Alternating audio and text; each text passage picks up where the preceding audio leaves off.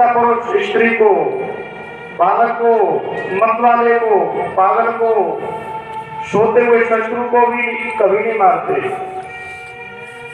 इसने अधर्म किया है। अर्जुन छोड़ना मत। ब्रह्म बंधु विवम जही, ये अधम ब्राह्मण है, इसका अच्छी भक्त मत कर दो। अर्जुन ने कहा कि सरकार छोड़ने वाला तो नहीं हूं, परंतु द्रौपदी को वचन दिया है, इसलिए वही मारूंगा। और पशुओं की तरह रस्सी बांध करके अश्वत्थामा को रथ में ला करके द्रौपदी के सामने खड़ा कर दिया। जो द्रौपदी की दृष्टि अश्वत्थामा पर पड़ी, तुरंत खड़ी हुई और अश्वत्थामा की रस्सियां खोलने लगी। उवाच चाशहन्तस्य बन्धनानयनं सति मुच्यतां वेश ब्राह्मणो नितरां गुरु। क्या कर रहे हैं महाराज कि ब्राह्मण देवता है, और केवल ब्राह्मण ही नहीं, आपके गुरुदेव का पुत्र है। अरे गुरु पुत्र तो गुरुदेव के समान ही बंदनीय होना चाहिए, और आपने इसे बांध रखा है। भूल गए गुरुदेव के एहसानों को। शरहस्यो धनुर्वेदा सविसर्गोपसंयम। आपके गुरुदेव ने आपको सबसे परम शिष्य मानकर, परम प्रिय शिष्य मानकर वह अस्त्र के रहस्य बतलाए हैं जो किसी को नहीं दिए। धनुर्वेद में जितने भी रहस्य थे वे सब तुम्हें प्रदान किए, और जिन गुरुदेव ने इतने रहस्य आपको दिए, आज वही गुरुदेव तो पुत्र के रूप में तुम्हारे सम्मुख खड़े हुए हैं, और आपने इन्हें पशुओं की तरह बंदी बना रखा है। अश्वत्थामा रस्सियों से बना नीचे से झुकाए खड़ा है।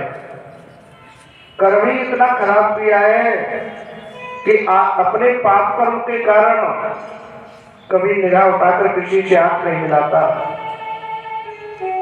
अश्वत्थामा स्वतः लज्जित हो रहा है। द्रौपदी उन्हें मुक्त करने की प्रार्थना कर रही है। अर्जुन बोले, देवी क्या तुम भूल गई? तुम्हारे एक नहीं 5 पुत्रों को सोते सोते से समाप्त कर दिया, और इस पर तुम इतनी क्या दिखा रही हो? द्रौपदी ने कहा कि महाराज, इस पर तो मुझे बिल्कुल भी दया नहीं आती, पर मैं ये नहीं चाहती कि जिस शौक सागर में मैं डूब रही हूं, किसी दूसरी मां को क्यों डुबाऊं। मैं जान गई कि पुत्र पीड़ा की व्यथा कितनी होती है।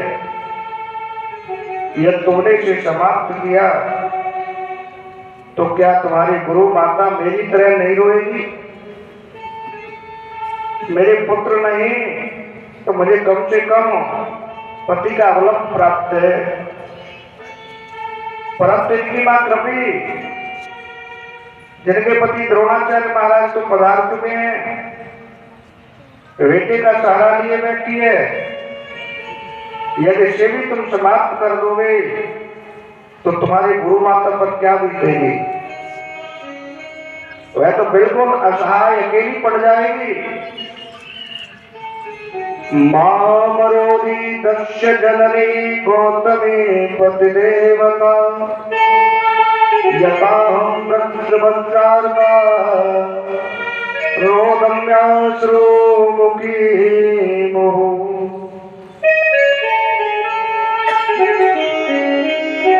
धर्मराज युधिष्ठिर को द्रौपदी के वचन उचित लगे और उन्होंने तुरंत आदेश दिया कि अर्जुन, द्रौपदी बिल्कुल ठीक कह रही है। जैसा भी वो ब्राह्मण है, गुरुपुत्र है, हमारे लिए सर्वथा वंदनीय है, हमें इसे मारना नहीं चाहिए। पर भीमसेन की आंखें टेढ़ी हो गई, गदा से मारने लगे, तुम सब छोड़ भी दो तो मेरी गदा से छूटने वाला नहीं, कदापि से जीवन दान नहीं मिल सकता। अर्जुन बोले भैया मैं भी वचनबद्ध हूं, मैंने भी द्रौपदी के सामने प्रण किया था, इसलिए मैं भी छोड़ने वाला तो नहीं। अब तो बड़ा भारी द्वंद खड़ा हो गया। द्वारकाधीश प्रभु मौन खड़े खड़े सब कुछ सुन रहे हैं, देख रहे हैं, विचार कर रहे हैं। जब बात बहुत ज्यादा उलझती चली गई तब अर्जुन द्वारकाधीश के पास आकर बोले सरकार अब आप मौन क्यों खड़े हो, आप ही तो कुछ अपना मंतव्य बदलाइए, क्या किया जाए, मार दिया जाए कि छोड़ दिया जाए। भगवान बोले हमसे पूछते हैं तो सुनो, तस्मात् शास्त्रम प्रमाणम ते कार्य व्यवस्थितो, क्या करना चाहिए क्या नहीं इसके शास्त्र साक्षी होते हैं, शास्त्र जो कहे वह करना चाहिए। तो ऐसी स्थिति में शास्त्र क्या कहता है कि ब्रह्म बंधुर्न हंतव्य आतताई बधारण मये भो वयमावनातं परिपायनुशासनम्। शास्त्रों ने भी स्पष्ट आदेश दिया कि ब्राह्मण कितना भी पतित हो, अधम हो, वह मारने योग्य नहीं होता। ब्रह्म बंधुर्न हंतव्य, ब्राह्मण का वध नहीं किया जाता। पर शास्त्रों में ये भी स्पष्ट आदेश है कि आताताई कोई भी हो, कैसा भी हो, वह पद के ही योग्य होता है, उसे छोड़ना नहीं चाहिए। अर्जुन ने कहा जय हो महाराज, आपने तो दोनों ही बातें कर दी। एक तरफ कह दिया कि ब्राह्मण कभी मारा नहीं जाता और दूसरी तरफ कह दिया कि आताताई कोई भी क्यों ना हो उसे छोड़ना नहीं चाहिए। तो बात तो जहां की कहा रही महाराज, मैं क्या करूं।